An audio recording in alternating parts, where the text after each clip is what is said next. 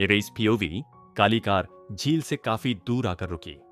मैं बाहर निकला, गन हाथ में ली और चारों तरफ नजर दौड़ाई। जमीन कई जगहों से फटी हुई थी।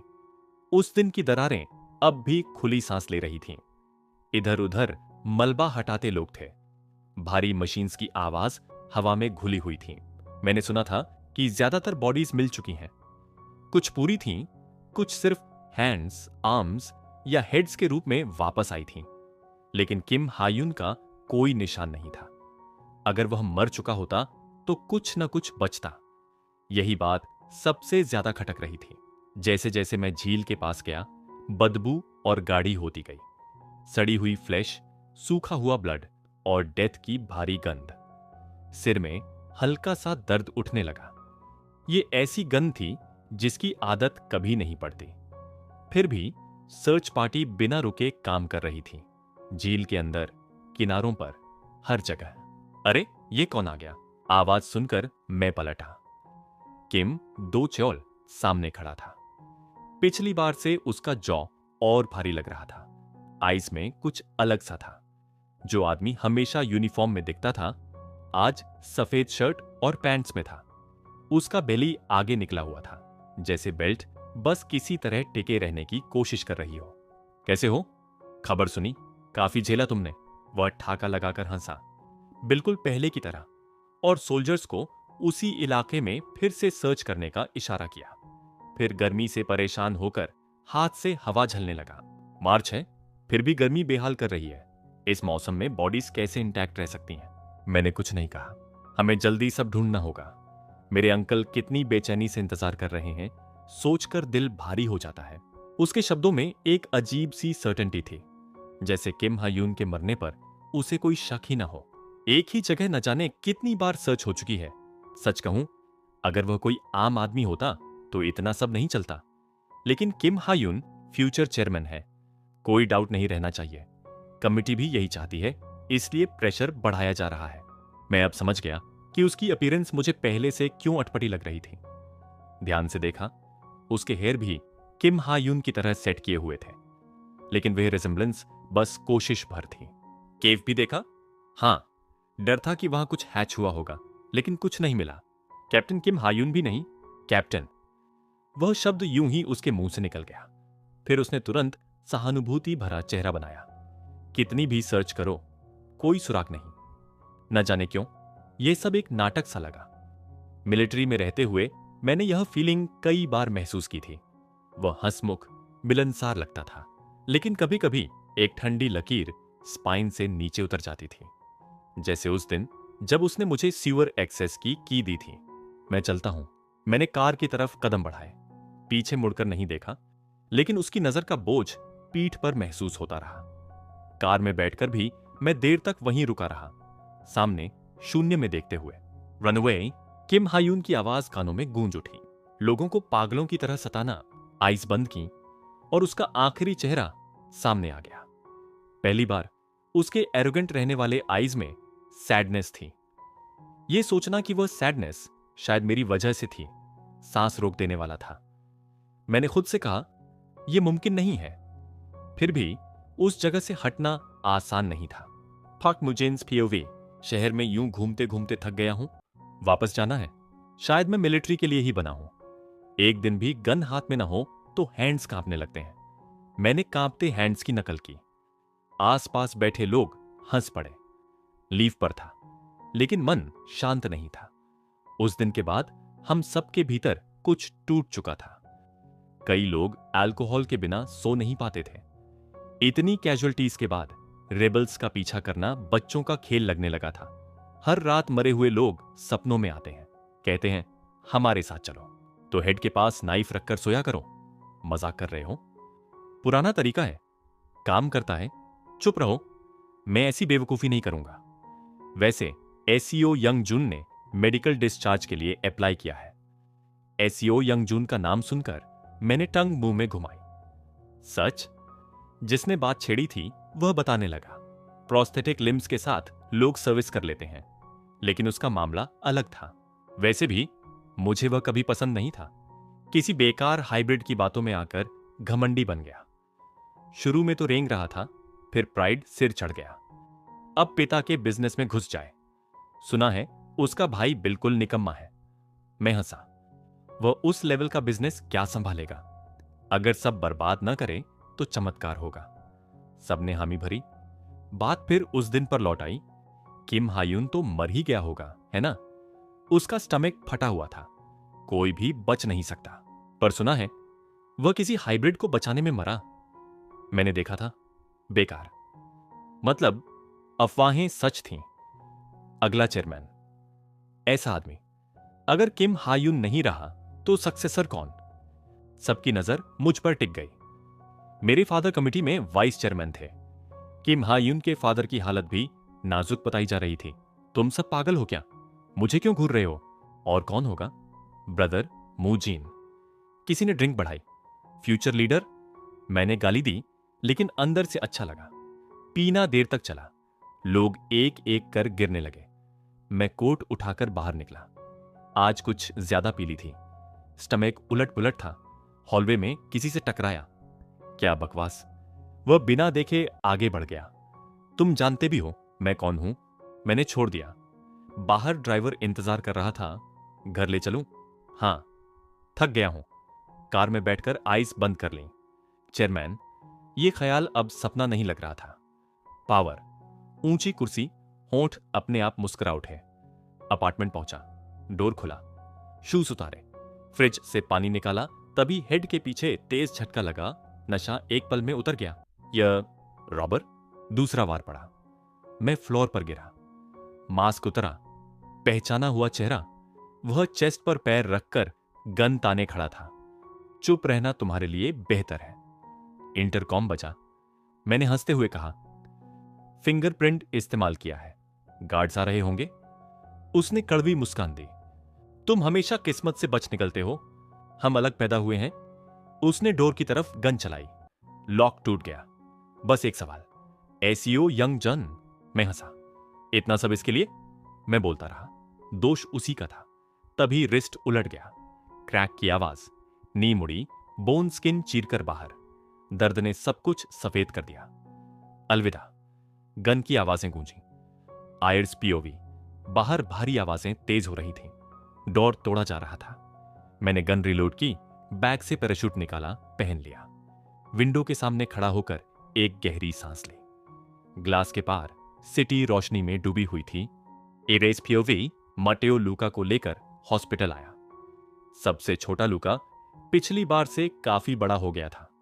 मुझे देखते ही वह मुझसे लिपट गया। उसकी आंखें भर आईं और फिर वह फूट फूट कर रो पड़ा। कुछ देर बाद जैसे कुछ हुआ ही ना हो, वह दोस्तों के साथ स्कूल की फुटबॉल टीम में शामिल होने की बातें करने लगा। ह्योंग, तुम मेरे घर कब आओगे?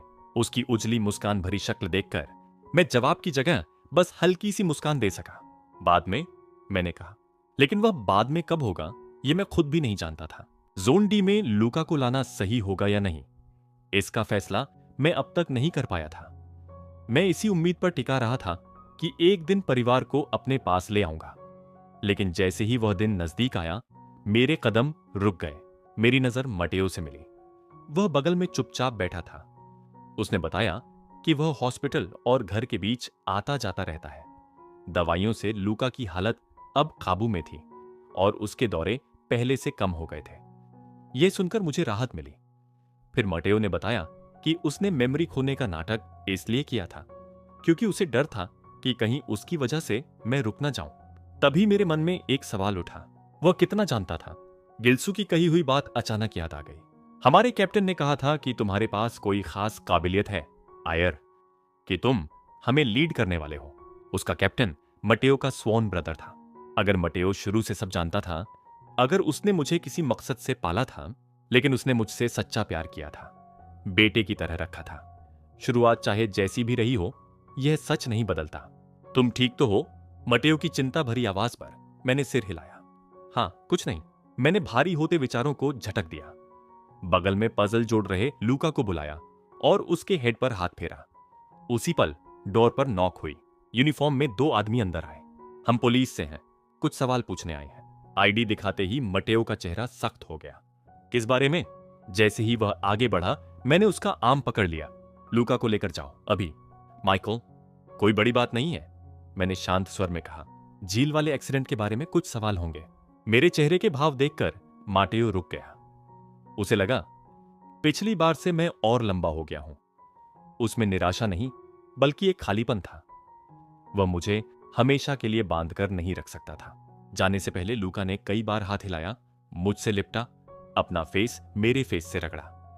पुलिस वाले उसे देखकर हल्का सा हंसे, लेकिन जैसे ही मटेओ बाहर गया, उनकी आंखों का रंग बदल गया। उन्होंने रूम में चेयर्स खिसकाई। एक सामने बैठा, दूसरा पीछे से लिखने लगा। कल आप पूरा दिन कहां थे? झील पर गया था, उसके बाद हॉस्पिटल में ही रहा। वापसी का समय?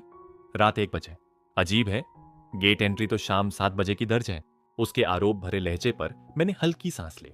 अगर झील वाले एक्सीडेंट की बात है, तो इंटेलिजेंस एजेंसी मुझसे पहले ही पूछताछ कर चुकी है। हम उस मामले में नहीं आए हैं। उसने टैबलेट दिखाया। स्क्रीन पर एक जाना पहचाना चेहरा था। छोटे बाल, आत्मविश्वास भरी मुस्कान, मिलिट्री ज्वाइन करते वक्त की तस्वीर। पार्क मुजिन, जानते हो उसे? हां, वह कल रात मारा गया, अपने घर में। मैंने शांत स्वर में कहा। अच्छा, हैरानी नहीं हुई? उसके स्वभाव को देखते हुए यह कभी भी हो सकता था। पुलिस वाला हंसा और चेयर से टिक गया। उसकी नजर कह रही थी, उसे यकीन नहीं था। सही जवाब नहीं दिया तो हम तुम्हें ले जाएंगे। तुम समझते नहीं हो यह मामला कितना बड़ा है। वह वाइस चेयरमैन का दूसरा बेटा था। मैं बार बार वही बात दोहराने से थक गया हूं। अगर शक है तो कार ओनर से पूछ लीजिए। क्या आप कह रहे हैं कि आप मिस क्वॉन सुयंग के साथ थे? उन्हें सब पता था। उनकी आंखों में डिसबिलीफ साफ थी, जैसे एक नामी घराने की बेटी का किसी गली के आदमी से जुड़ना असंभव हो। मैंने कॉल बटन दबाया और नर्स से क्वॉन सोयंग को बुलाने को कहा। वह बिना कुछ जाने अंदर आई और पुलिस को देखकर भौहें चढ़ गईं। यह क्या है? यह पेशेंट आराम के लिए यहां है। ऑफिसर ने उससे अलग ही नरमी से बात की। क्या यह सच है कि आप दोनों कल रात 9 बजे से साथ थे? अचानक सवाल पर उसने मेरी तरफ देखा, फिर स्थिति समझ गई। इसमें कोई समस्या है? कोई सबूत? घर की सीसीटीवी? वह साफ पीछे हट गई। आपको लगता है मैं सबूत छोड़ती हूं? आपको पता है मेरे फादर कौन है, और हम उतने गहरे जुड़े भी नहीं हैं। बस साथ समय बिताते हैं। मैंने बात छुपाई क्योंकि परेशानी नहीं चाहती थी, लेकिन इस तरह आना मुझे पसंद नहीं। ऑफिसर ने समझाया। कई सस्पेक्ट्स हैं, बस रूटीन पूछताछ है। पार्क मुजिन के मरने की बात पर उसकी आंखें जरा चौड़ी हुईं। वह मर गया? कैसे? पुरानी दुश्मनी लगती है। गवाह? अभी नहीं। अफसोस, उसने सहानुभूति से कहा। इतने हादसों के बीच उम्मीद है कल्प्रिट जल्दी पकड़ा जाएगा। ऑफिसर ने मेरी तरफ देखा। शक अभी बाकी था, लेकिन सबूत नहीं थे। उनके जाने के बाद क्वॉन सोयंग हंस पड़ी। तुम तो अब झूठ भी बोल लेते हो। झूठ नहीं है, मैं कल आपके साथ था, और यही जवाब रहेगा। वाह, धमकी दे रहे हो? क्यूट है। तभी छत के 2 सीसीटीवी तेज आवाज के साथ टूट गए। टुकड़े उड़कर उसके नेक के पास रुक गए। एच माय गॉड, अब भी क्यूट? उसने मेरी आंखों में देखा। ग्रेश ब्लू आंखें, जिनमें अब साफ कत्ल की चमक थी। तुमने कहा था तुम्हें याद नहीं। झूठे। टुकड़े जमीन पर गिर गए। वह देर तक उन्हें देखती रही। उसके चेहरे पर उम्मीद, पागलपन और डर सब एक साथ थे। उसके सामने खड़ा आदमी अब सिर्फ जान ही नहीं, इमारत भी गिरा सकता था। किम हायुन्स पीओवी। हायुन, इधर आओ। मां का यह लहजा सुनते ही मुझे पता चल गया, यह सपना है। असल में वह कभी इतने प्यार से नहीं देखती थी। जमीन ढह गई। सीन बदल गया। गोलियां वापस उड़ने लगीं। चारों तरफ लाशें। आयरे वहां था, अपने साथी में इतना डूबा कि पीछे आता दुश्मन नहीं देखा। क्यों? यह मैं नहीं जानता। मुझे बस उसे बचाना था। मरना तय था। फिर भी मैं आगे बढ़ा। क्या वह उठेगा? चुप रहो। दादाजी, अगर मर गया तो क्या मैं इसे खा सकता हूं? नहीं, बीमार हो सकता है। उबाल लेंगे। आवाजें सपना और हकीकत के बीच तैर रही थीं। आंखें खोलने की कोशिश की। चेहरे दिखे। एक बच्चा, एक बूढ़ा, एक मजबूत आदमी, 2 औरतें। प्यूपिल्स हिलाने की ताकत भी नहीं थी। He is alive. चाइल्ड का फेस पास आया। मेरे साइड में देखा। एक आदमी के आर्म में नीडल। उसका ब्लड एक ट्रांसपेरेंट ट्यूब से मेरी बॉडी में जा रहा था। मैं हाथ बढ़ाना चाहता था, बूढ़े ने पकड़ लिया। छूना मत, बहुत खून बह चुका है। मेरे पेट में दर्द उठा। बैंडेज थी।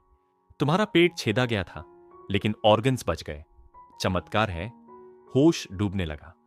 अगर बच गया तो यहीं छोड़ दें। अच्छा फेस है, बेच सकते हैं। औरतें लाइन लगाएंगी। चुप रहो। मैं मन ही मन हंसा। सिर फोड़ देना चाहता था सबका, लेकिन उंगली हिलाने की ताकत नहीं थी।